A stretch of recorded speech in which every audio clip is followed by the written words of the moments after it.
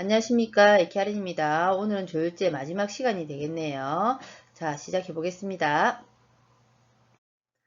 오늘은 EPO 주의사항에 대해서 살펴볼 건데요. F18 알파, 그 다음 다베프레이틴 알파, 그 다음 메톡시, 폴레이틴 글리코, F18 베타에 대한 이제 주의사항인데 사실 다 비슷하다고 보시면 됩니다. 그래서 이 드럭 인포에서 약전에서 이렇게 구분되어 있는 걸 제가 조금 몇 개씩 차출해 정리해서 올린 건데 거의 비슷하다. 일단 그렇게 전제를 깔고 들어가도록 하겠습니다. 일단 EPO를 주기 전에는 페르틴하고 T셋을 확인해라. 그래서 결핍성 빈혈인지 그렇지 않은지를 확인해라. 이렇게 되어 있고요. 그 다음에 보시면 심근경색, 혈관 혈증 등 사망률 증가에 대한 보고가 있습니다. 그래서 이런 것들에 대한 모니터링을 좀 해야 되겠고요. 그 다음에 빈혈도 이제 신성 빈혈인 경우에만 투여를 해라 되어 있습니다. 그 다음에 쇼크 등의 반응을 확인하고, 그 다음에 이런 이제 조혈제를 주는 경우에는 한 2주에 한 번 정도 팔로우 하는 것이 좋다 이렇게 되어 있습니다. 혈압 상승 및 혈압 상승에 대한 부작용 워낙 많잖아요, 그죠? 고혈압성 내병변에 대한 보고도 있기 때문에 이런 것들을 관찰해야 되고요. 발작이나 고칼륨 혈증, 그 다음 션트 배색에 대한 보고가 있습니다. 이런 것들도 참고로 아시면 좋겠죠. 그 다음에 골수암과 같은 종양의 성장 인자로 작용하는 것을 배제할 수 없다. 뭐 있다는 아니지만 배제할 수 없다. 이런 것들이 있기 때문에 참고로 아시고 있으면 좋을 것 같아요. 그리고 순수 적혈구 형성 부전증, 저하고 감소증이라고 우리 얘기하는데 PRCA라고 우리 알고 있죠. 이게 보통 이거와 관련된 보고 사례들이 있는데 SC로 우리가 투약을 했을 때 좀 많이 관련이 있기 때문에 가능하면 IV로 투여하는 것이 좋다 이렇게 보시면 되겠고, EPO를 줬는데도 불구하고 HB가 오르지 않는 경우가 있어요. 그런 경우에는 뭐 처음에는 철분 검사도 해보고 그다음에 블리딩 심통이 있는지 없는지 살펴보고 할 건데 아무것도 없는데 아무것도 없어요. 근데 조혈제를 투여했는데도 안 올라요. 그러면 EP 항체를 검사를 해보거든요. 이제 거기서 양성이 나오면 이제 저하고 감소증이라고 우리가 진단을 하고 때에 따라서 골수 검사까지 다 진행하는 경우도 있습니다. 저는 사실 제가 기억은 안 나요. 연차가 어릴 때, 이제 선생님들이 이 EPO 너무 반응이 없으니까, 이제 저하고 감수증 아니냐고 이렇게 얘기를 했던 기억이 있는데, 제가 이제 정확하게 환자를 케어하고, 이제 이제 지식이 좀 알고 나서는, 이제 실질적으로 뭐 이거에 대해서 어떤 진단을 내리고 이런 경우는 저는 보지를 못했어요. 그리고 이제 순수 적혈구 형성 부정증, 저하고 감소증이 만약에 에스포젠을 내가 맞다가 여기에 대해서 진단을 받았다. 이러면 네스프, 미세라도 쓸 수 없다. 이렇게 아시면 되겠습니다. 자, 네스프 같은 경우도 앞에랑 마찬가지로 심혈관계 부작용, 그 다음에 사망의 위험성 증가할 수 있다. 그죠? 그 다음에 몇몇 암과 관련된 보고들도 있기 때문에 그런 것들도 살펴봐야 되겠고요. 혈압 상승은 항상 나옵니다. 그 다음에 혈전, 색전증 아까 나왔죠. 그리고 활동성 간질환 환자 같은 경우는 홀드를 해라 되어 있습니다. 간으로 배설되기 때문에.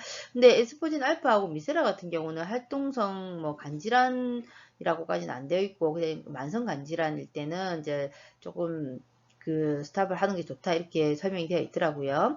자, 미세라 같은 경우도 뭐 앞에 이런 내용들도 있겠지만 일단 치료에 반응이 없는 경우 원인 요소를 찾아야 된다. 거기에는 뭐 철결핍이나 비타, 어지럽산이나 비타민 B12 뭐 이런 것들이 원인이 될 수 있는데 그거 말고도 아까 앞에서 얘기했던 순수 적혈구 형성 부전증에 대한 것들도 우리가 참고할 수 있다 이렇게 보시면 되겠습니다. EPO 보험 기준에 대해서 알아보도록 하겠습니다. 보험 기준은 첫 번째 만성신부전 환자 빈혈 치료에 이용이 되고 철결핍성 빈혈로 진단된 환자는 제외해야 된다. 아까 주의사항에 있어서도 파라미터로 이제 철이 결핍했는지 하지 않았는지에 대해서 살펴봤잖아요. 그죠? 그래서 철결핍성 빈혈로 진단된 경우에는 철분제제를 먼저 공급해야 된다. 이렇게 보시면 되겠습니다. 두 번째는 항암 항뇨법 케모세라피를 받고 있는 비골수성 악성 종양 환자의 빈혈 치료에 사용될 수 있다. 이렇게 볼 수 있습니다.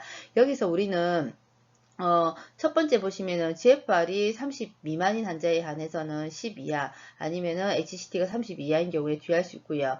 그 다음에 약제를 투여하다가 중단한 경우에는 10에서 11 사이까지 조금 올려서 유지를 위해서 재투여 시 요양급여를 인정한다고 되어 있습니다. 투석 환자분들 같은 경우는 이거 기준으로 보시면 될 것 같아요. HB가 11 또는 33%까지 요양급여를 인정하고 진료비 청구할 때 우리 매달 월초마다 혈액검사 하잖아요. 그죠? 이걸 첨부해서 제출하면은 인정을 받을 수 있다. 이렇게 볼 수가 있습니다. 뭐 이건 우리가 하는 게 아니고 검사실이란다. 심사실에서 이제 청구할 때 들어가는 검사고요. 우리는 검사를 매달마다 하고 있으니까 거기에 준해서 그 처방을 받아서 이표를 주면 된다 이렇게 보시면 되겠습니다.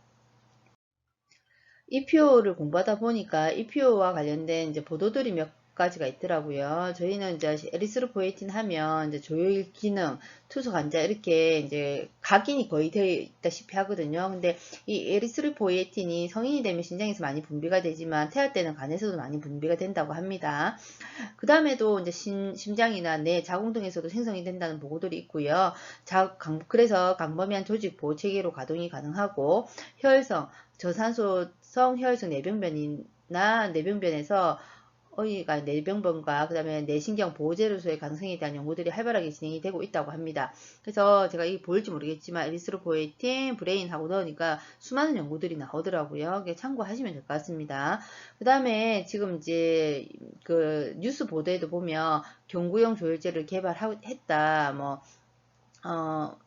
줄기세포를 이용해서 개발했다는 이제 결과들도 있었고요. 그 다음에 한국 동물 실험이지만, 그 다음에 한국 아스트라제네카에서 엘브렌 조정이라는 이제 피오 경구약이 있는데 이게 이제 중국하고 일본에서는 허가를 받았다고 합니다. 이게 우리나라에서도 허가 신청을 해놨다 이런 이제 보도들도 본 게 있어요. 그래서 이런 것들도 그냥 최신 정보들이니까 이제 참고하시면 될 것 같아요. 자, 그 다음에 뭐 우리가 약정을 참조할 수도 있지만 의약품 안전나라를 해서 이거 홈페이지가 있습니다. 여기 보시면 에스포젠, 네스프, 미세라 이렇게 들어가시면 아마 거기에 대한 정보들을 알 수 있고요. 이 약제들 말고도 여러 가지의 약제들에 대해서 알 수가 있거든요. 이런 사이트도 조금 알아놓으시면 도움이 될 듯 합니다. 제가 이용한 레퍼런스는 뭐 기본적으로 이제 약제는 드러그 인포 많이 이용했고요. 그 다음에 최신 투속 매뉴얼은 항상 참고를 하고 있습니다. 그 다음에 의사 선생님들이 올리는 블로그 중에서도 좀 제 마음에 드는 블로그, 좀 도움이 많은 되는 블로그들이 있어서 있더라고요. 그 다음에 이제 약사 스님 올린 블로그를 참조를 좀 했습니다. 그 다음에 이제 보도 기사들도 참조를 했는데 이런 것들도 한번 찾아서 보시면 좋을 것 같아요. 오늘은 여기까지 하겠습니다. 감사합니다.